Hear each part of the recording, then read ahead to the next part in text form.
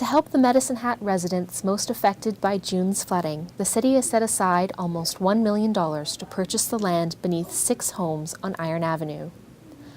The houses sit in an industrial section of the city that became impassable when the creeks feeding into the South Saskatchewan River crashed through, washing out 3 bridges and leaving several homes flooded. 71-year-old Margaret Gust has been living in her Iron Avenue home since 1959. She was lucky. The damage to her home was minimal. But my house was not damaged, like it was not. There was just a foot in mud in the basement where it had come up, I guess, from the sewer. Mm-hmm. Your yard was damaged? Oh, my yard was just full of silt and mud, and I had people from like all over helping me, like volunteering to help me.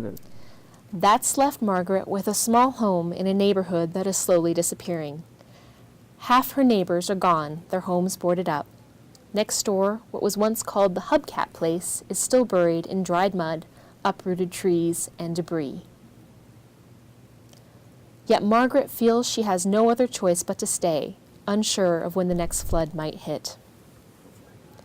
Because hers is one of the homes that now sits on a floodplain, the city offered her the chance to sell her land and claim a fresh start elsewhere in the city.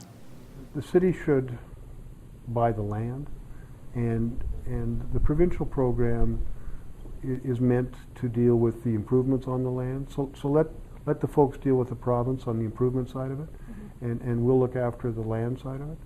And that's the way we made our offer. It was based purely on land value. But Margaret won't take the city's money. The amount they're offering, even when combined with payouts from insurance and the province's disaster recovery program, isn't enough to allow her to purchase even the most modest Medicine Hat condo. I would sell if they would give me enough to buy the same place that I have. I need a house to live in. I want a garage. I want a place for a garden. Right. I can't. I'm 71. I can't afford to buy another place and take out a loan at my age. And why should I? I have a house that has never been flooded. Other people, their houses are wrecked. Mine wasn't wrecked. It's livable. A lot of people live in worse houses than this. I have an awful lot of empathy for those folks. I really do. And as do most of the folks in the city and those that are involved in this transaction, including the council. An awful lot of empathy for them. But I think the city has done what the city could reasonably do in this situation.